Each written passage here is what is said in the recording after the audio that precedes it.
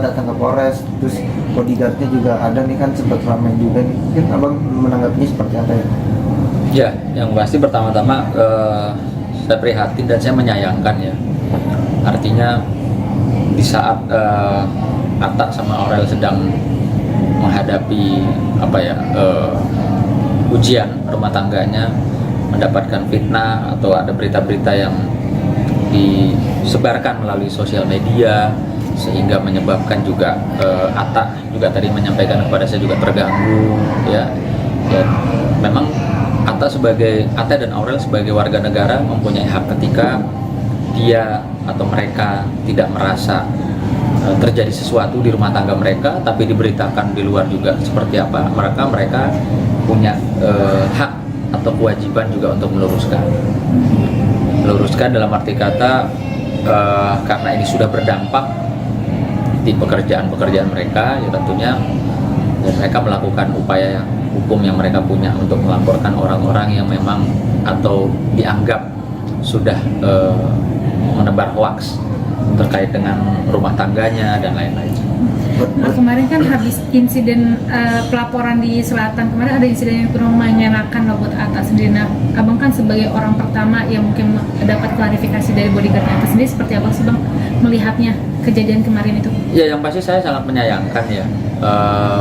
Harusnya hal-hal seperti itu tidak terjadi ya, dimana kalau orang yang memang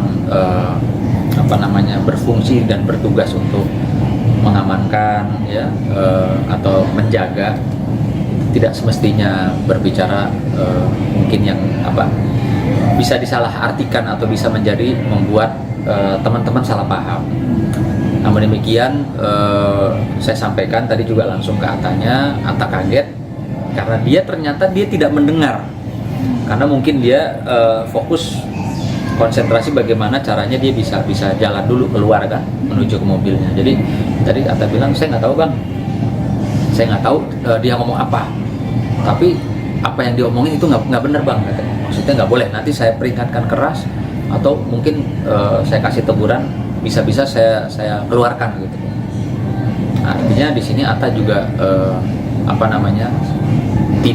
tidak menyetujui apa yang disampaikan oleh orang yang mendampingi dia di Polres itu. Artinya Atta juga betul-betul kaget, marah dan kecewa. Harusnya kan nggak seperti itu. Nah, tapi statusnya sekarang masih gimana bang?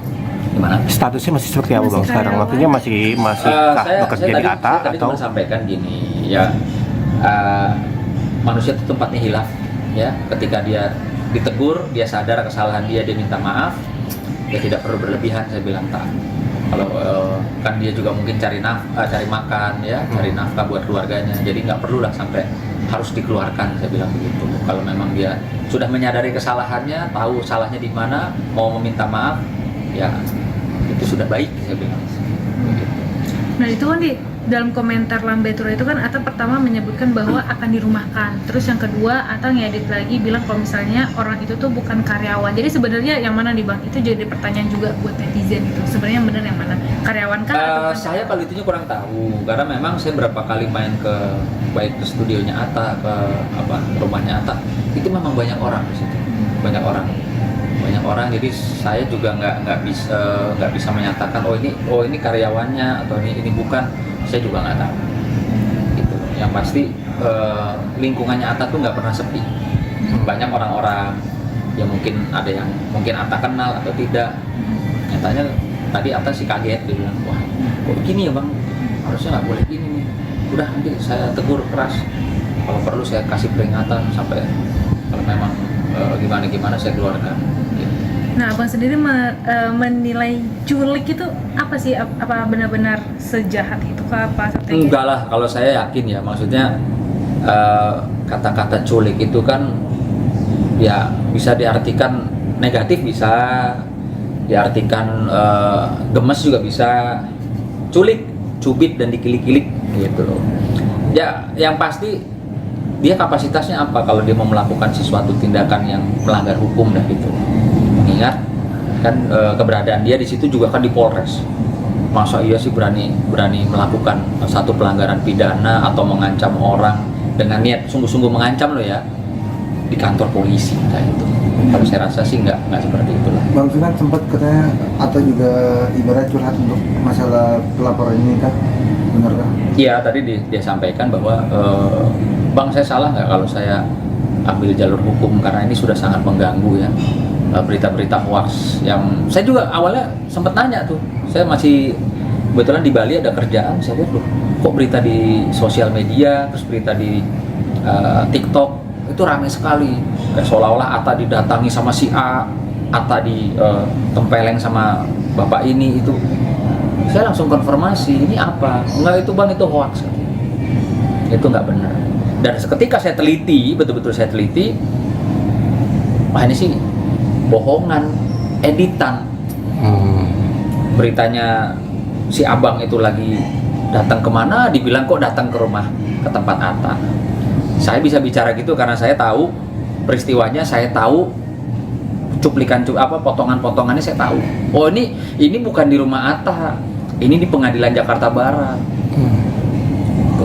Jadi sehingga ya, sangat disayangkan ya, entah ada orang yang berniat apa sih gitu loh, yang pasti kan berdampak kepada pekerjaan, kepada rumah tangga gitu.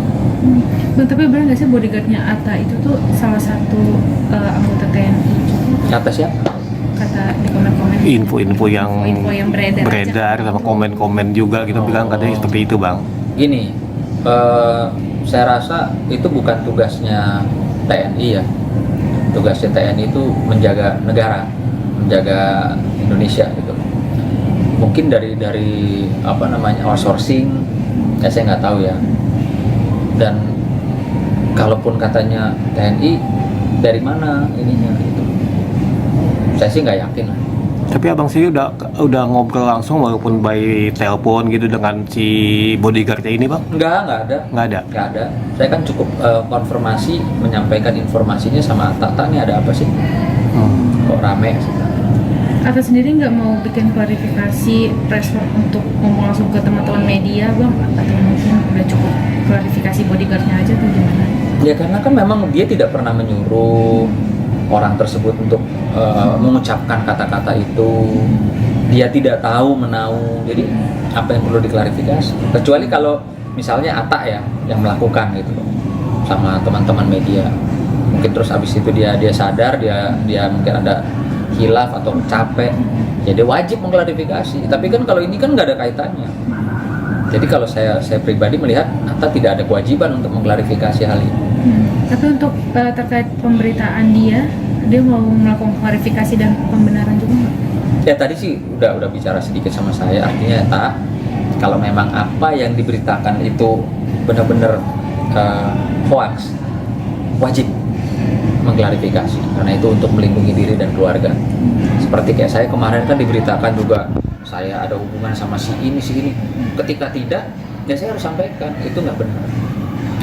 Bang, tapi kan si Atta setahu saya nih Bang ya, kalau salah mau dibenarkan gitu Bang, orangnya selalu legowo gitu, tidak pernah mau berurusan dengan pihak kepolisian, tapi sesakit hati inikah gitu Bang Atta sampai akhirnya mau melaporkan akun-akun ini gitu Bang? Ya karena kan merugikan. Nah, tadi saya udah bilang, Atta bilang ini merugikan, bahkan ada kerjasama yang berkaitan dengan Atta dan Aurel, ya mungkin produk-produk yang mereka bersama bisa marketing. Dari berita ini jadi dibanding, jadi di hold dulu sementara, kasihan gitu. Dan saya sih bilang tadi tak, kapan kita harus diam, kapan kita harus bicara, ya lakukan, jangan diam lagi. Tapi ada upaya dari Atta nggak sih untuk kayak abang jadi kuasa hukumnya atau gimana gitu? Nggak ada, kalau sama saya kan bukan orang lain ya, ngobrol tukar pikiran. Dan saya rasa kalau memang bisa diatasi sendiri, bukan satu kasus yang berat, ya buat apa saya sampai turun kan gitu. Kan cukup saya sampaikan, tak harus gini. Berarti lebih ke konsultasi aja ya Bang? Iya, lebih bentuknya sebagai teman, sebagai sahabat, ini adalah tanya-tanya. Oke. Sudah cukup.